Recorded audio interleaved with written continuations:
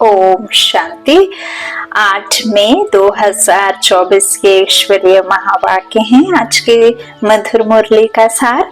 मीठे मीठे प्यारे प्यारे श्री बाबा ने कहा, मीठे बच्चे, विश्व की सभी आत्माएं अनजान और दुखी हैं। किस बात से अनजान और दुखी हैं? वो नहीं जानती कि उनको दुख क्यों हुआ है, वो नहीं जानती कि अशांति क्यों है, वो नहीं समझती हैं कि हम शांति धाम के रहने वाले हैं, और वो नहीं समझती हैं कि शांति का सागर जो परम पिता परमात्मा है वो कैसा है, कौन है, कहाँ रहता है। और वो नहीं जानते हैं कि वो अभी इस समय इस धरा पर इस विश्व को नया बनाने अर्थात सुख की दुनिया और शांति धाम में ले जाने के लिए आत्माओं को आया है।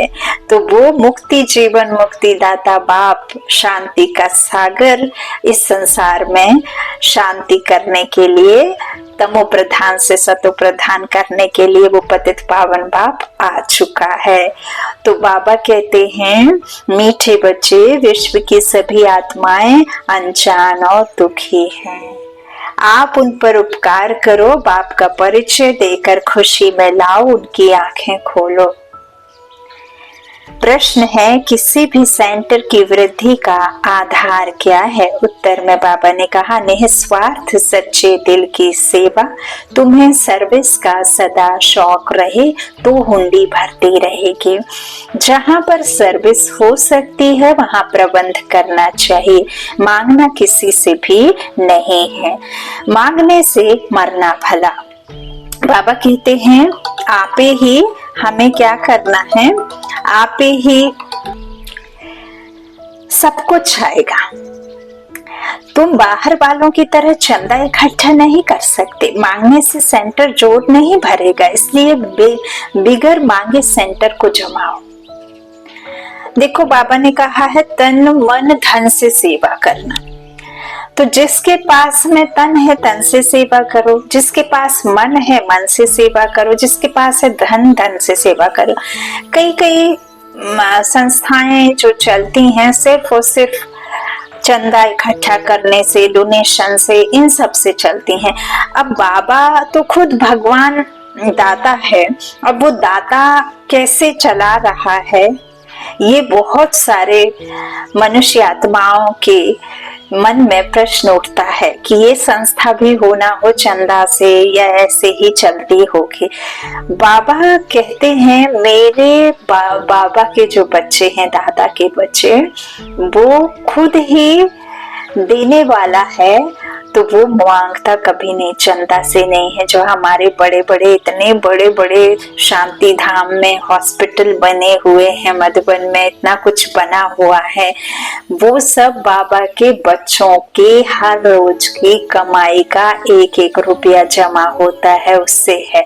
और जब कोई विदेशी भाई या कोई भी स्थूल धन से भरपूर कोई आता है और जब उससे पता चलता है कि खुद ईश्वर जो दुनिया को देने वाला है वो जब उससे मिल जाता है, तो वो अपना सब कुछ जो कुछ भी उसके पास में है वो उसे तुच्छ समझता है, उसको कुछ भी नहीं समझता ईश्वर के मिलने के सामने। तो ईश्वर की प्राप्ति उसे हो जाती है, तो वो सब कुछ अपना दे देता है, स्वतः ही दे देता है, कोई मांगता नहीं है। सेंटर्स पे भी आप जाओ तो बहनें कभी भी नहीं राखी बांधती हैं, दीदियां जब भी जाओ तो दीदी से पूछो भी तो कुछ नहीं। इनकेस आपकी कभी इच्छा है, स्वेच्छा है, कोई बात की वजह से आपका कुछ काम बना, आपको भोग लगवाना है, कुछ करना है, तो दीदियां कहती हैं भंडारी में चिट्ठी में लिख करके डाल दो।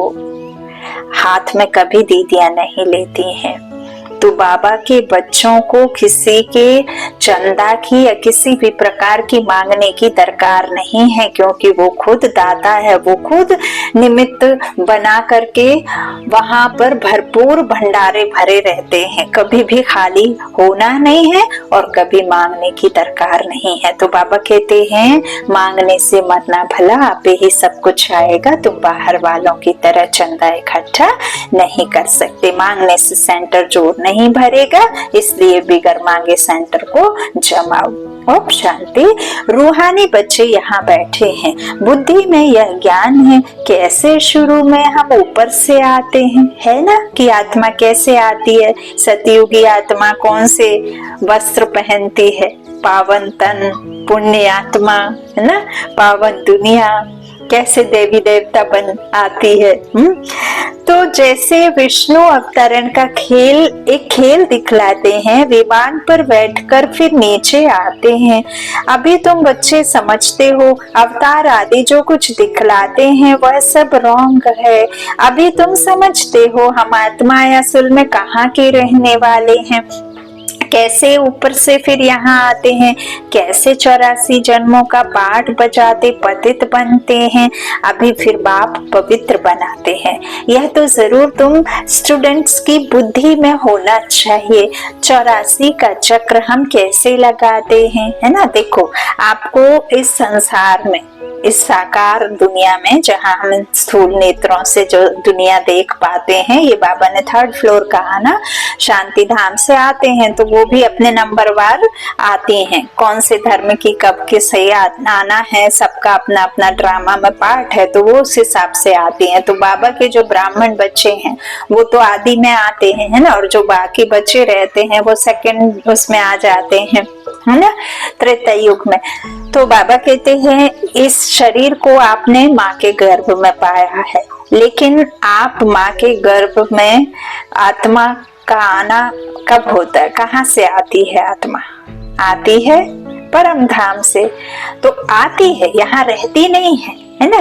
तो इसीलिए फिर उसे वैसे ही जाना पड़ता है। जो देह मिली है देह को यहीं छोड़ना होता है, जिससे बनी है उसमें ही विलीन होती है, और जो नहीं बनी है, जो अविनाशी है, वो अविनाशी बन करके चली जाती है। लेकिन जब तक ड्रामा में पार्ट होता है तो वो एक तन छोड़ दूसरा लेती है। ये बाबा हमें बैठ बच्चों को समझाते हैं। चक्र लगाती है 84 का, तो बाबा कहते हैं अभी फिर बाप पवित्र बनाते हैं। यह तो जरूर तुम स्टूडेंट्स की बुद्धि में होना चाहिए कि कैसे तुम 84 का चक्र लगाते हो, यह स्मृति में रहना चाहिए। बाप समझाते हैं तुम कैसे 84 जन्म लेते हो।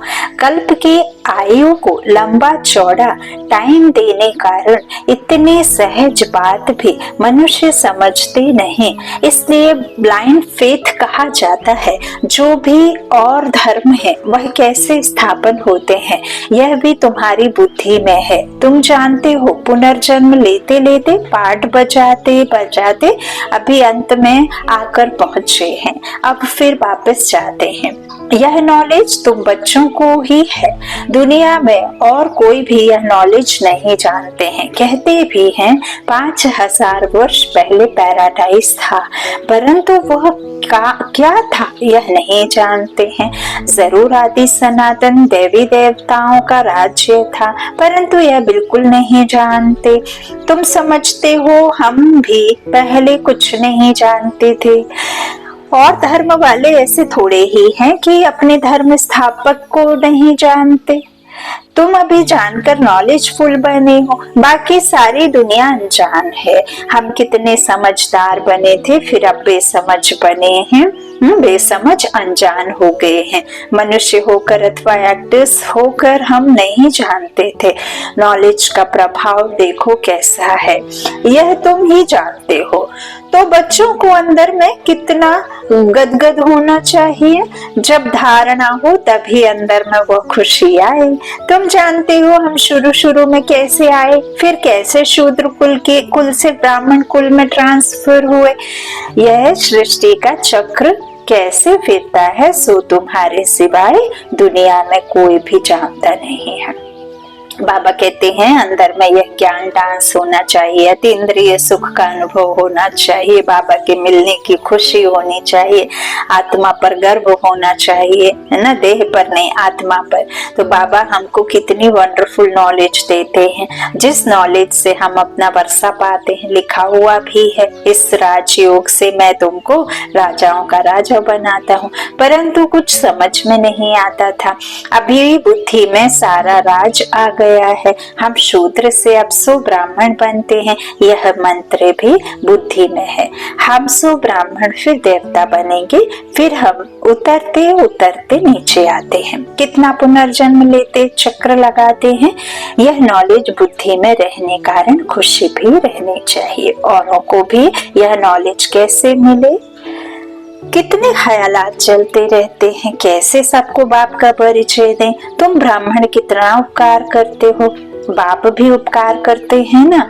जो बिल्कुल ही अनजान हैं उन्हों को सदा सुखी बनाएं, आंखें खोलें। खुशी होती है ना, जिनको सर्विस का शौक रहता है उन्हों को अंदर में आना चाहिए, बहुत खुशी होनी चाहिए।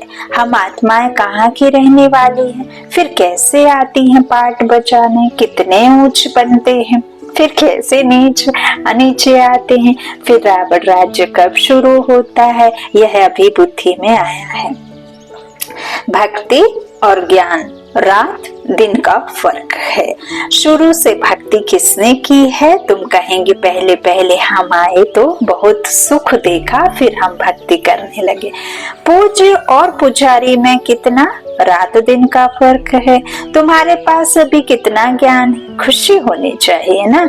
कैसे हमने 84 का चक्र लगाया, देवताओं से भी श्रेष्ठ ब्राह्मण को कहा गया है ना। अब वो झोलाधारी ब्राह्मण, घर घर पूजा करने वाले ब्राह्मणों की तो बात बाबा नहीं कह रहे हैं, है ना। तो बाबा कहते हैं खुशी होनी चाहिए कि तुम्हारे पास कितना ज्ञान है। तुम्हारा ज्ञान नहीं है, बाबा का ज्ञान है, लेकिन बाबा ने दिया तो तुम्हारे पास तो है ना। कैसे अपना हमने 84 का चक्र लगाया है, कहाँ 84 जन्म, कहाँ 84 लाख। इतनी छोटी सी बात भी किसके ध्यान में नहीं आती है। लाखों वर्ष की भेंट में तो यह 1-2 रोज के बराबर हो जाता है। अच्छे अच्छे बच्चों की बुद्धि में यह चक्र फिरता रहता है, तभी कहा जाता है स्वादर्श चक्रधारी। सतयुग में यह नॉलेज होती नहीं। स्वर्ग का कितना गायन है ना, गाते हैं कि एक बूंद के प्यासे हम, बाबा ने तो हमें सागर ही दे दिया। एक बूंद की कौन कहे, सागर ही हमारे सम्मुख आकर बैठ गया। कैसे बाबा की कुछ बातें ऐसे होते हैं जो पूरा बॉडी के एक एक कहना चाहिए शिवरिंग हो जाती है ना, रोंगटे खड़े हो जाते हैं। इतना बाबा का प्यार ऐसे ऊपर से नीचे तक दौड़ लगा देता है कि आंखें नम हुए बिना रह ही नहीं पाती हैं उसकी प्यार में। इतना कुछ मिलता है, संभाल ही नहीं पाते हैं, छलक ही जाता है इन आंखों से। अब बाबा चाहे उन्हें मोती बनाकर रखे या जैसे भी रखे, लेकिन ये तो निकल ही पड़ते हैं। तो बाबा के महावाक्य ऐसे हैं अपने बच्चों के प्रति।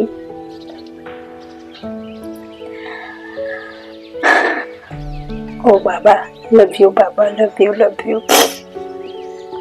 तो बाबा कहते हैं कि कैसे तुमको खुशी होनी चाहिए ना, है ना, कि कैसे हम आते हैं, कैसे जाते हैं। बाबा हमें कैसे बेसमझ से समझदार बनाता है, बुद्धू से बुद्धिमान बनाता है, शक्तियां देता है, बल भरता है, नई दुनिया में शांति सुख की दुनिया में भेजता है।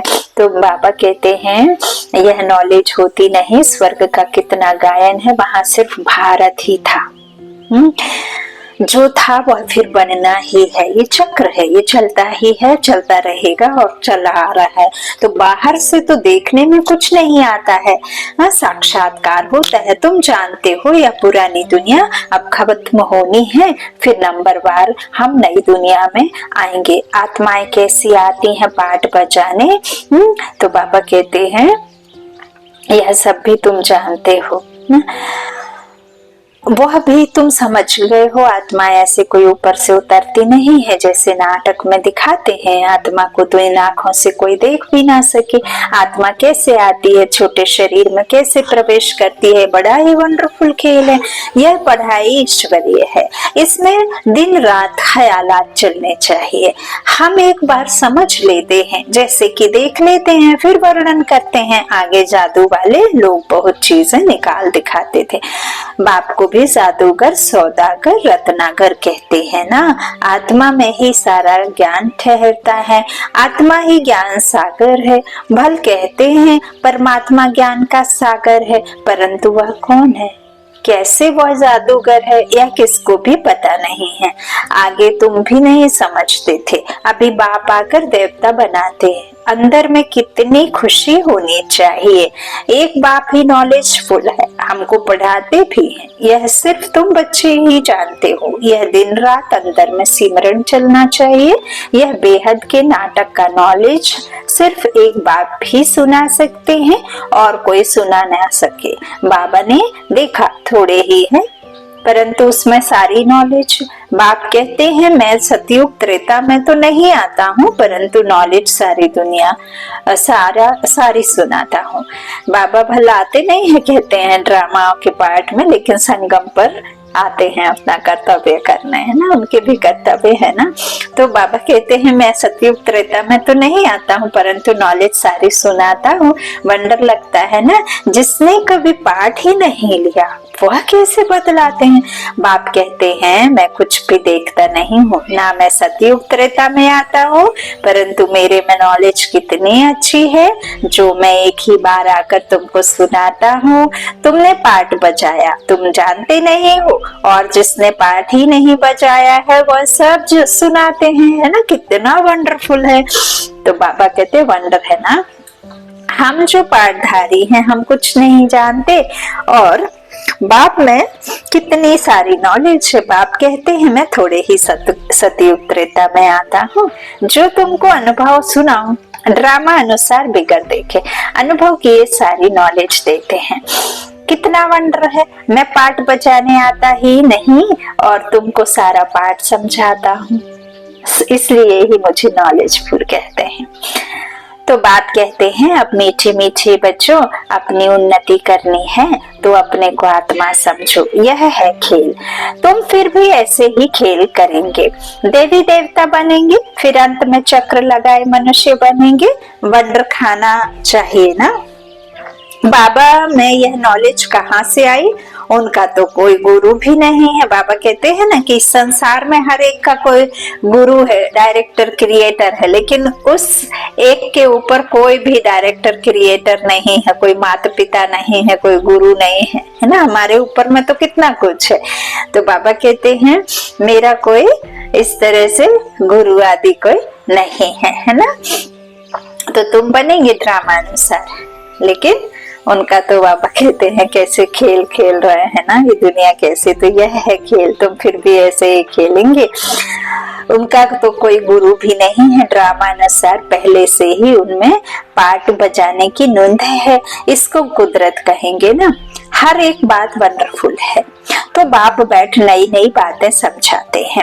ऐसे बाप को कितना याद करना चाहिए, 84 के चक्र को भी याद करना है। यह राज भी बाबा ने ही समझाया है। विराट रूप का चित्र कितना अच्छा है, जो लक्ष्मी नारायण अथवा विष्णु का चित्र बनाते हैं वही दिखाते हैं। हम कैसे 84 जन्मों में आते हैं, हम सुदेवता, फिर क्षत्रिय, वैश्य, फिर शूद्र। यह सिमरन करने में क्या कोई तकलीफ है?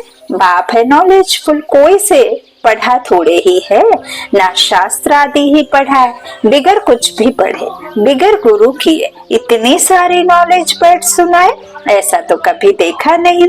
बाप कितना मीठा है। भक्ति मार्ग में कोई किसको मीठा समझेंगे, जिसको जो आता है उनकी पूजा करने लग पड़ते हैं। बाबा बैठ सब राज समझाते हैं। आत्मा ही आनंद स्वरूप है, फिर आत्मा ही दुख रूप छी बन जाती है। भक्ति मार्ग में तो कुछ भी नहीं, तुम नहीं जानते थे मेरी कितनी महिमा करते हैं, परंतु जानते कुछ भी नहीं। यह भी कितना वंडरफुल खेल है। यह सारा खेल बाबा ने समझाया है। इतने चित्र सीढ़ी के कभी देखे भी नहीं थे, अब देखते हैं। सुनते हैं तो कहते भी हैं यह ज्ञान तो यथार्थ रीति है, परंतु काम महाशत्रु है, इस पर जीत पानी है, तो यह सुनकर ढीले पड़ जाते हैं।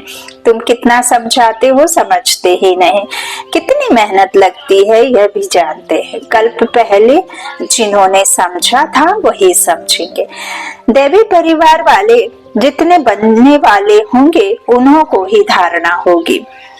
तुम जानते हो हम श्रीमत पर राजधानी स्थापन करते हैं, बाप का डायरेक्शन है, औरों को भी आप समान बनाओ। बाप सब ज्ञान सुना रहे हैं, तुम भी सुना रहे हो, तो जरूर यह शिव बाबा का रथ भी सुना सकता होगा, परंतु अपने को गुप्त कर देते हैं। तुम शिव बाबा को ही याद करते रहो, इनकी तो उपमा महिमा भी नहीं करनी है। सर्व का सदगति दाता, माया की जंजीरों से छुड़ाने वाला एक ही है। बाप कैसे बैठ तुमको समझाते हैं, यह तुम बच्चों के सिवाय और कोई को पता ही नहीं है। मनुष्य यह भी नहीं जानते कि रावण क्या चीज है, हर वर्ष जलाते ही आते हैं। एफीजी तो दुश्मन का बनाया जाता है ना, रावण को क्यों जलाते हैं? राम को कभी देखा है ना? तो एफीजी जो दुश्मन है उसी की बनाते, लेकिन एफीजी बनाते बनाते बनाते कब कैसा कहाँ कब चला आ रहा किसको भी नहीं पता, बस चला आ रहा है ना। बाबा कहते हैं जितने जितने तमो प्रधान होते गए, जैसे जैसे तमोगुणी आत्मा होती गई, वैसे वैसे उसका पुतला भी बड़ा बनता गया, जलाते गए। किसी एक चीज को आप जला देते हैं तो उसके बाद में वो दोबारा आ जाता है क्या? नहीं आता। शरीर विनाशी है, आत्मा ने शरीर छोड़ा, अब हूबहू वही शरीर तो वो नहीं पहनेगी ना, आत्मा दूसरा बच्चे का लेगी या कुछ भी करेगी, लेकिन वही का वही सेम टू सेम शरीर नहीं। अब रावण को कब से जलाते आए हैं, लेकिन वो जलता ही नहीं, क्योंकि पता ही नहीं है कि रावण है क्या, है ना। तो स्थूल वस्तुओं के खत्म कराने से तो आपके अंतर के सूक्ष्म संस्कार नहीं बदलेंगे, है ना। नदी में नहाने से आपका तन का मैल धुल जाएगा, पसीने की बदबू चली जाएगी थोड़े समय के लिए, लेकिन आपके अंतर मन के अवगुण कैसे खत्म होंगे? तो वो तो ज्ञान के छींटे पड़ेंगे, ज्ञान सागर बाप के तभी आएगा। तो बाबा कहते हैं इस तरह से हर वर्ष जलाते हैं, बनाते हैं, दुश्मन का बनाया जाता है ना। एक ही चीज तो तुमको अभी पता पड़ा है कि रावण भारत का दुश्मन है, जिसने भारत को कितना दुखी कंगाल बना दिया है। सभी 5 विकारों रूपी रावण के पंजे में फंसे हुए हैं, बच्चों को अंदर में यह आना चाहिए, कैसे औरों को भी रावण से छुड़ाएं।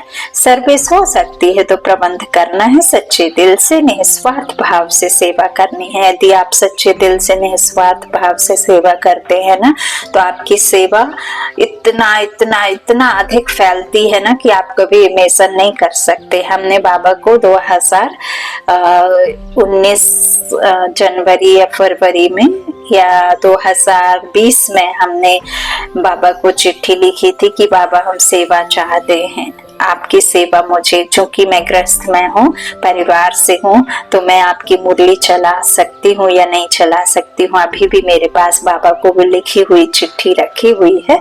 तो बाबा ने मेरी सेवा ऐसे शुरू कराई। दादी मार्च में गई, हमारी जानकी दादी, उसके 4 दिन 8 दिन बाद हमारी जो सेवा शुरू हुई।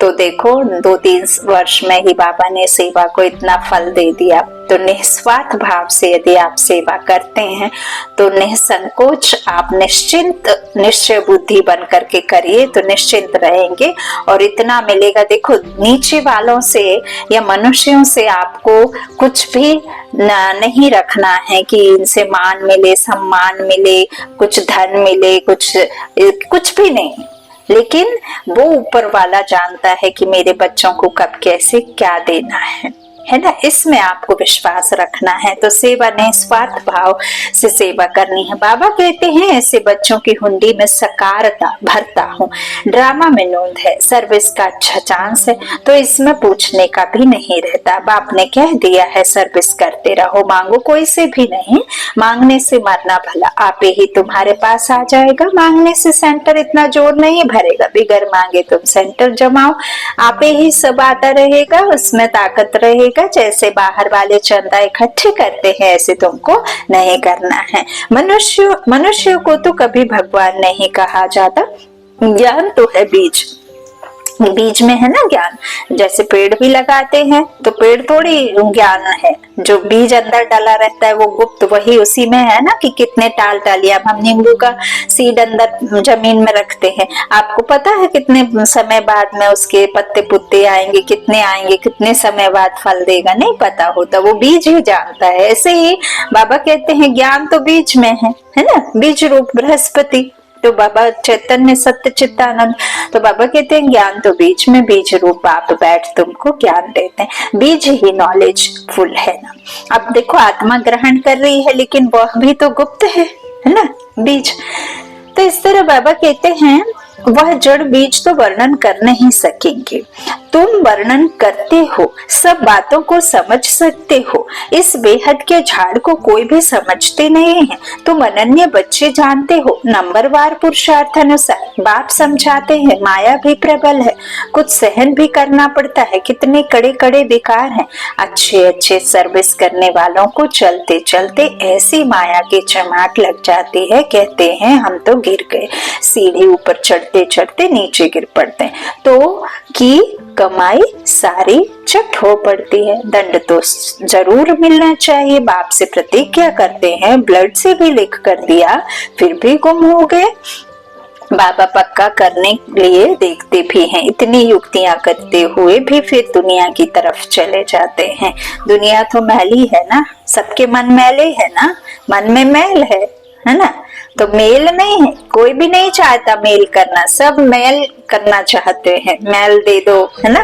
तो इस तरह से दुनिया मैली, तो दुनिया तरफ चले जाते हैं, विकार खींचते हैं, माया खींचती है, तो कितना सहज समझाते हैं। पाठधारी को अपने पाठ का ही सिमरन करना चाहिए, अपना पाठ कोई भूल थोड़े ही सकता है, बाप तो रोज रोज भिन्न भिन्न प्रकार से समझाते रहते हैं, तुम भी बहुतों को समझाते हो, फिर भी कहते हैं हम बाबा के सम्मुख जाएं। बाप का तो वंडर है, रोज मुरली चलाते हैं, वह है निराकार, नाम रूप देश काल तो है नहीं, फिर मुरली कैसे सुनाएंगे। वंडर खाते हैं फिर पक्के होकर आते हैं, दिल होता है ऐसा बाप बरसा देने आए हैं, उनसे मिले, इस पहचान से आकर मिले तो बाप से ज्ञान रत्न धारण कर सके, श्रीमत को पालन कर सके। अच्छा मीठे मीठे सीखी लधे बच्चों प्रति माता पिता बाप दादा का याद प्यार और गुड मॉर्निंग। रूहानी बाप की रूहानी बच्चों को नमस्ते, हम रूहानी बच्चों के रूहानी माता पिता बाप दादा को याद प्यार और गुड मॉर्निंग। शुक्रिया बाबा, शुक्रिया। धारणा के लिए मुख्य सार, पहला बाबा ने कहा ज्ञान को जीवन में धारण कर खुशी में गदगद होना है, वंडरफुल ज्ञान और ज्ञानदाता का सिमरन कर ज्ञान डांस करना है। दूसरा, अपने पाठ का ही सिमरन करना है, दूसरों के पाठ को नहीं देखना है, विशेषता देखनी है। माया बड़ी प्रबल है, इसलिए खबरदार रहना है, उस अपनी उन्नति में लगे रहो, सर्विस का शौक रखो। वरदान, अच्छाई पर प्रभावित होने के बजाय उसे स्वयं में धारण करने वाले परमात्मा स्नेही भव। अगर परमात्मा स्नेही बनना है तो बॉडी कॉन्शियस की रुकावटों को चेक करो।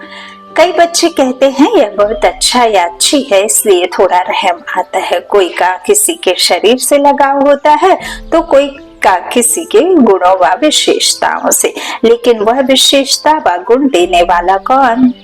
सोचो तो जरा। कोई अच्छा है तो अच्छाई को धारण भले करो, लेकिन अच्छाई में प्रभावित नहीं हो जाओ।